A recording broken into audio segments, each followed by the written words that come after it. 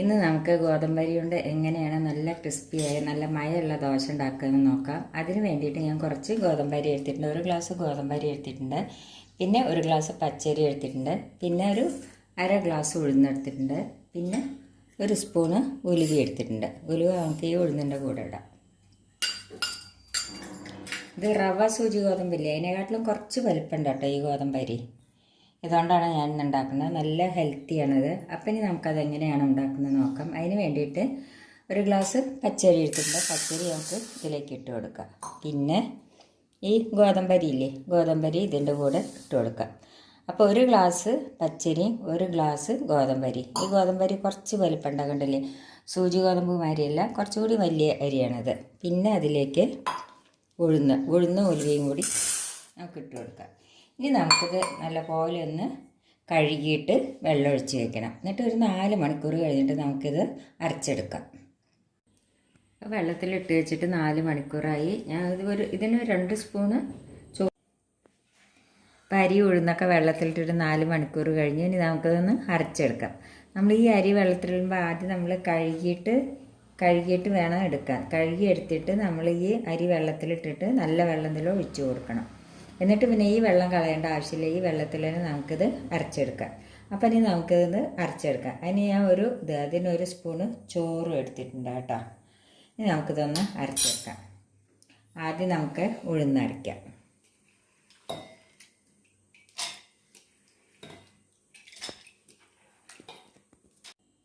അപ്പം ഞാൻ ഉഴുന്ന് അരച്ചെടുത്ത് കഴിഞ്ഞ് ഇനി നമുക്ക് ഈ പച്ചരിയും സൂചി ഗോതമ്പും കൂടി വെള്ളത്തിലിട്ടില്ലേ, അതും കൂടി നമുക്ക് അരച്ചെടുക്കാം.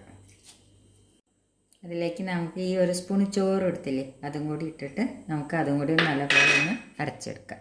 കുറച്ച് വെള്ളം ഒഴിച്ച് കൊടുക്കാം. അതെല്ലാം അരച്ചെടുത്ത് കഴിഞ്ഞു. ഇനി നമുക്കിത് നല്ലപോലെ ഒന്ന് മിക്സ് ചെയ്ത് വയ്ക്കാം. ഇനി നമുക്ക് നാളെ രാവിലെ ഇത് ഉണ്ടാക്കിയെടുക്കാം. അപ്പോൾ നുറുക്ക് ഗോതമ്പുകളുടെ ദോശയുടെ മാവ് റെഡിയായി. ഇന്നലെ അരച്ച് വെച്ചതാണ്. അപ്പോൾ ഇന്ന് രാവിലെ ആണപ്പോൾ അത് നമുക്കിതിൽ കുറച്ച് ഉപ്പിട്ട് കൊടുക്കാം.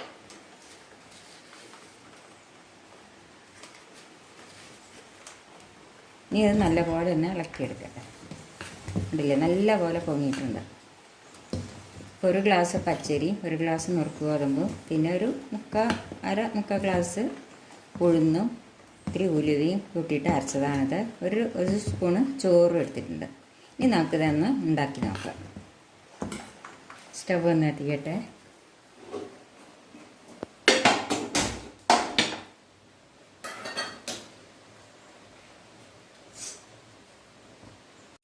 ചട്ടി ചൂടായി. ഇനി അതിലേക്ക് മാവ് നമുക്ക് ഒഴിച്ചു കൊടുക്കാം.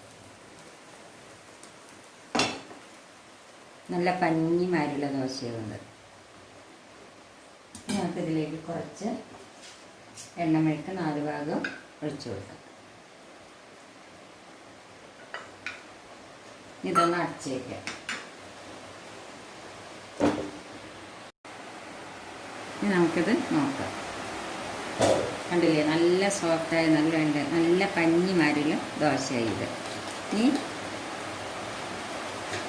നമുക്ക് നല്ല ക്രിസ്പിയായ ദോശ എങ്ങനെ ഉണ്ടാക്കണമെന്ന് നോക്കാം.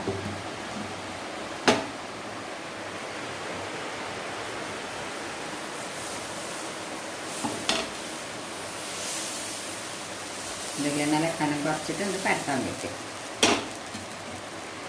കുറച്ച് എണ്ണമെഴുക്ക് 4 ഭാഗം ഒഴിച്ച് കൊടുക്കും. ഇങ്ങനെ കുമ്പിള വന്നില്ലേ, ഇതിന് ശേഷം നമ്മൾ തീയൊന്ന് കുറച്ച് വയ്ക്കാം. ഇനി അടച്ച് വയ്ക്കാം.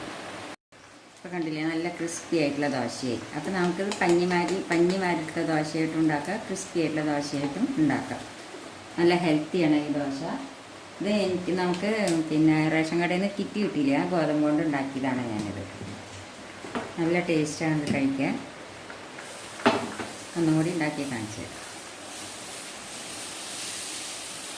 നല്ല ക്രിസ്പി ആയിട്ട് കിട്ടും. കുറച്ച് എണ്ണമെഴുക്ക് ഒഴിച്ച് കൊടുത്ത്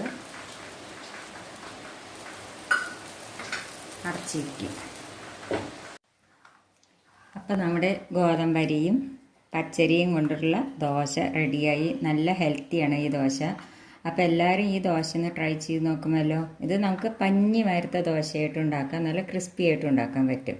അപ്പോൾ ഇത് എല്ലാവരും മറക്കാതെ ട്രൈ ചെയ്യണം. പിന്നെ ഇത് നമുക്ക് ചമ്മന്തിയുടെ കൂടെ കഴിക്കാൻ പറ്റും. പിന്നെ ഞാനിന്ന് ഉണ്ടാക്കുന്നത് ചിക്കൻ കറിയാണ്. ചിക്കൻ കറിയുടെ കൂടെയാണ് ഞാനിന്ന് കഴിക്കാൻ പോകുന്നത്.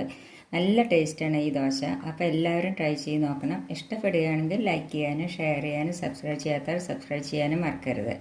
സബ്സ്ക്രൈബ് ബട്ടൻ്റെ അടുത്തുള്ള ബെൽ ഐക്കൺ ക്ലിക്ക് ചെയ്യാനും മറക്കരുത്.